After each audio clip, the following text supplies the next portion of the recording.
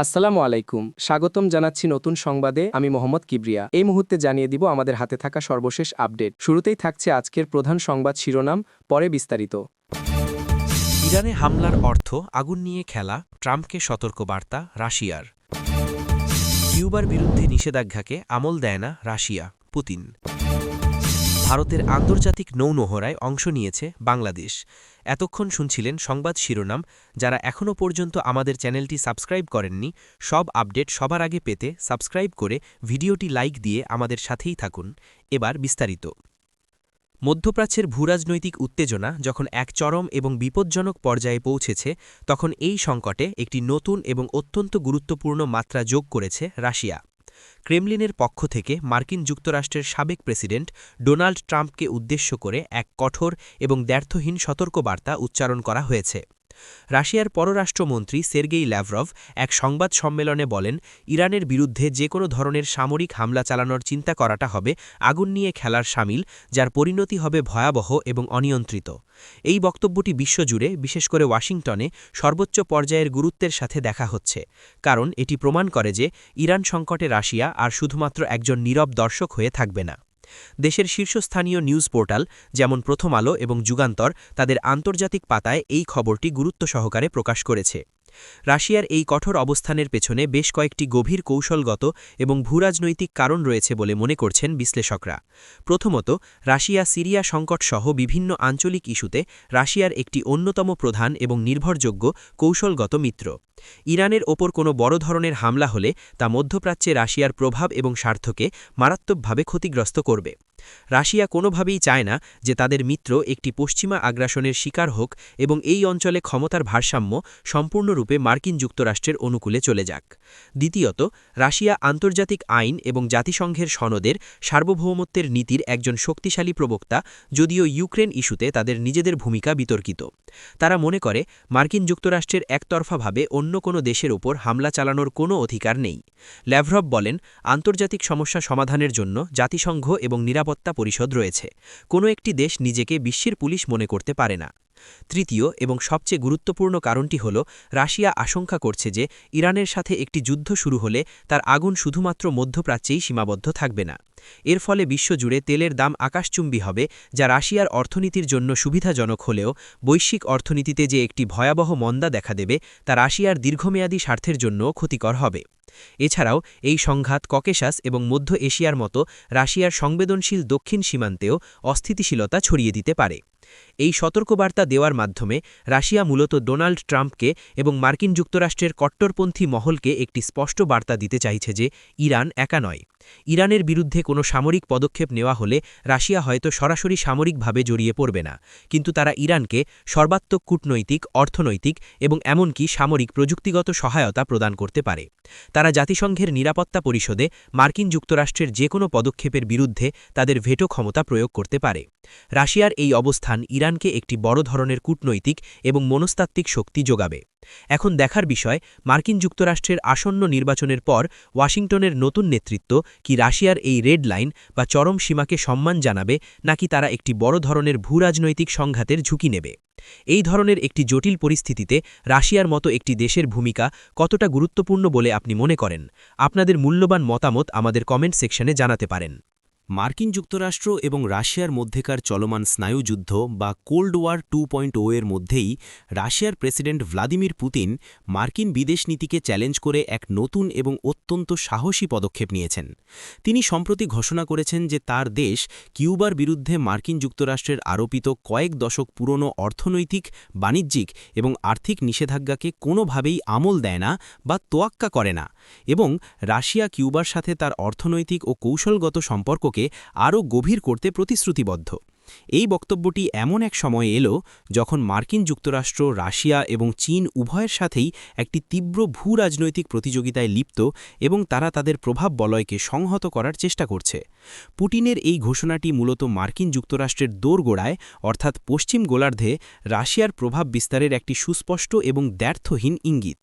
ক্রেমলিনে কিউবার president Miguel Diaz ক্যানেলের সাথে এক বৈঠকের পর পুতিন এক যৌথ সংবাদ সম্মেলনে বলেন, আমরা কিউবার বিরুদ্ধে এই একতরফা এবং অবৈধ নিষেধাজ্ঞার তীব্র নিন্দা জানাই। এটি আন্তর্জাতিক আইনের সুস্পষ্ট লঙ্ঘন। রাশিয়া কিউবার জনগণের পাশে ছিল, আছে এবং ভবিষ্যতেও থাকবে। এই বৈঠকের সময় দুই দেশের মধ্যে জ্বালানি, কৃষি, পরিবহন এবং পর্যটন খাতে বেশ কিছু নতুন চুক্তি স্বাক্ষরিত হয়।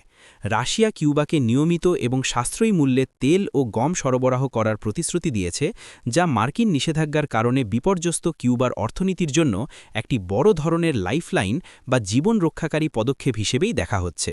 এছাড়াও রাশিয়া কিউবার অবকাঠামো উন্নয়ন, বিশেষ করে তার বিদ্যুৎ কেন্দ্রগুলো এবং রেলওয়ে ব্যবস্থা আধুনিকায়নের জন্য বড় ধরনের বিনিয়োগ করার আগ্রহ প্রকাশ করেছে।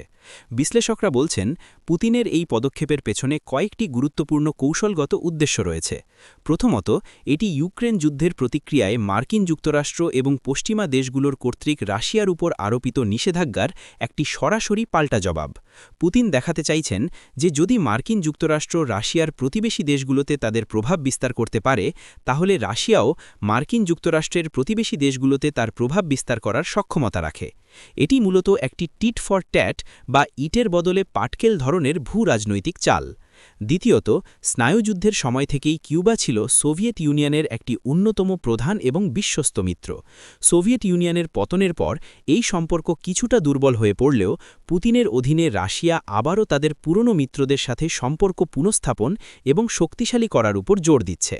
তৃতীয়ত, এর মাধ্যমে রাশিয়ার লাতিন আমেরিকার অন্যান্য বামপন্থী সরকার যেমন ভেনেজুয়েলা এবং নিকারাগুয়ার কাছেও একটি বার্তা পাঠাতে চাইছে যে মার্কিন চাপের মুখে তারা একা নয় এবং রাশিয়া তাদের পাশে রয়েছে। মার্কিন যুক্তরাষ্ট্রের পক্ষ থেকে রাশিয়ার এই পদক্ষেপের তীব্র সমালোচনা করা হয়েছে। হোয়াইট হাউসের একজন মুখপাত্র বলেছেন, রাশিয়া আবারও বিশ্বের স্বৈরাচারী শাসন ব্যবস্থাগুলোকে সমর্থন দিয়ে প্রমাণ করল যে তারা গণতান্ত্রিক মূল্যবোধের বিরুদ্ধে। কিন্তু এই ঘটনা প্রমাণ করে যে বিশ্ব এখন আর এক মেরুকেন্দ্রিক বা ইউনিপোলার নয়। মার্কিন যুক্তরাষ্ট্র এখন আর আগের মতো বিশ্বের যে কোনো প্রান্তে তাদের ইচ্ছামতো নিষেধাজ্ঞা আরোপ বা চাপ প্রয়োগ করতে পারছে না, এবং রাশিয়া ও চীনের মতো উদীয়মান শক্তিগুলো সেই শূন্যস্থান পূরণ করার জন্য এগিয়ে আসছে। এই পরিবর্তন বিশ্ব ব্যবস্থাকে কোন দিকে নিয়ে যাচ্ছে? আপনাদের মতামত কি? ভারত মহাসাগর অঞ্চলে কৌশলগত এবং কূটনৈতিক সম্পর্ক জোরদার করার একটি বড় ধরনের প্রয়াসের অংশ হিসেবে ভারতীয় নৌবাহিনী কর্তৃক আয়োজিত আন্তর্জাতিক নৌমহড়া মিলন 2024-এ বাংলাদেশ নৌবাহিনী সক্রিয়ভাবে অংশগ্রহণ করেছে। বিশাখাপত্তনমের উপকূলে অনুষ্ঠিত এই বিশাল এবং বহুজাতিক মহড়ায় বাংলাদেশ নৌবাহিনীর একটি যুদ্ধজাহাজ বিএনএস সমুদ্রজয় অংশগ্রহণ করে, যা দুই দেশের মধ্যকার ক্রমবর্ধমান প্রতিরক্ষা এবং নিরাপত্তা সহযোগিতার একটি উজ্জ্বল দৃষ্টান্ত স্থাপন করেছে। মিলন, যার অর্থ হল মিলন, এটি একটি দ্বিবার্ষিক নৌমহড়া যা ভারতীয় নৌবাহিনী 1995 সাল থেকে আয়োজন করে আসছে। এর মূল উদ্দেশ্য হল ভারত মহাসাগর অঞ্চলের বন্ধুত্বপূর্ণ দেশগুলোর নৌবাহিনীর মধ্যে পারস্পরিক বোঝাপড়া, আস্থা এবং ইন্টারঅপারেবিলিটি বা একসাথে কাজ করার সক্ষমতা বৃদ্ধি করা। এই বছরের মহড়াটি ছিল এখন পর্যন্ত আয়োজিত সবচেয়ে বড় মিলন, যেখানে মার্কিন যুক্তরাষ্ট্র, রাশিয়া, যুক্তরাজ্য, অস্ট্রেলিয়া, জাপান এবং ইরানের মতো 50টিরও বেশি দেশের নৌবাহিনী অংশগ্রহণ করেছে। এই মহড়ায় বাংলাদেশ নৌবাহিনীর অংশগ্রহণ কয়েকটি কারণে অত্যন্ত তাৎপর্যপূর্ণ। প্রথমত, এটি বাংলাদেশ এবং ভারতের মধ্যকার গভীর এবং ঐতিহাসিক বন্ধুত্বেরই একটি প্রতিফলন। দুই দেশের সশস্ত্র বাহিনীর মধ্যে নিয়মিতভাবে বিভিন্ন পর্যায়ে প্রশিক্ষণ, সফর এবং যৌথ মহড়া অনুষ্ঠিত হয়, যা তাদের মধ্যকার প্রতিরক্ষা সম্পর্ককে আরও মজবুত করে।